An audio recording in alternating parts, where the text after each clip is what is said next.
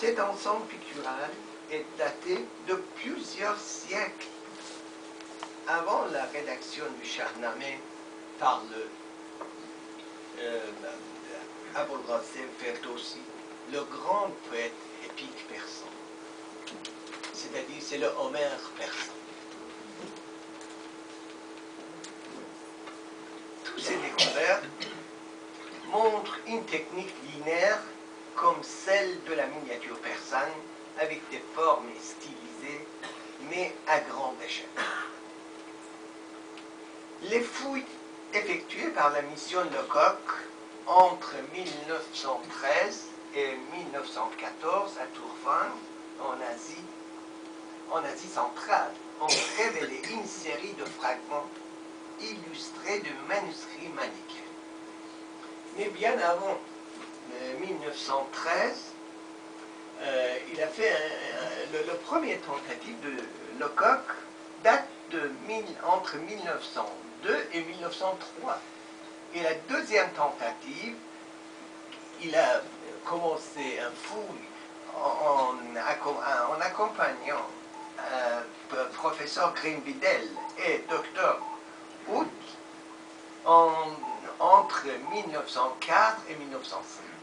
Mais le dernier, c'était entre 1913 et 1914.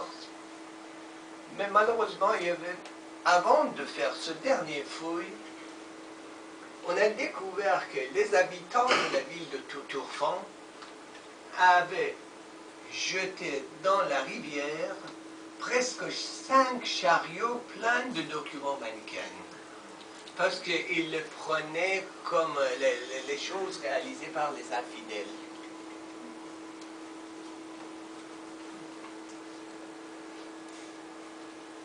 Les disciples de Mani avaient en effet été chassés de Perse et vivaient là entre 750 et 850, sous la protection des rois ouïghours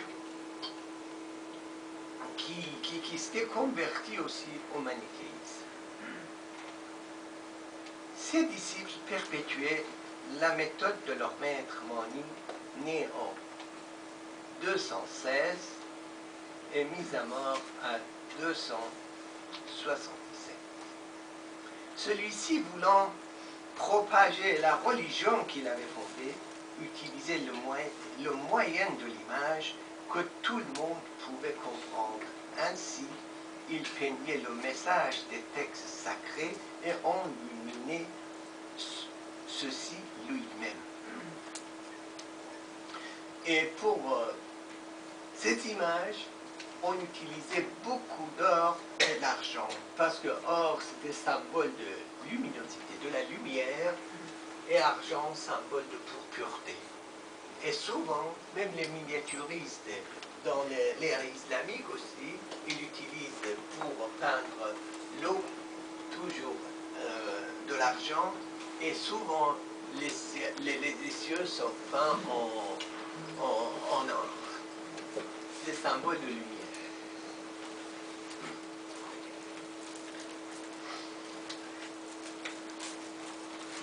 En comparant ces quelques fragments avec les miniatures de la période islamique de l'Iran, surtout en ce qui concerne le rapport entre l'image et le texte, sur la même page, nous nous acheminons vers la vision d'un enchaînement dans l'art pictural de l'Iran. Mani lui-même rapporte dans son livre Kefalaya, chapitre 154, verset 2.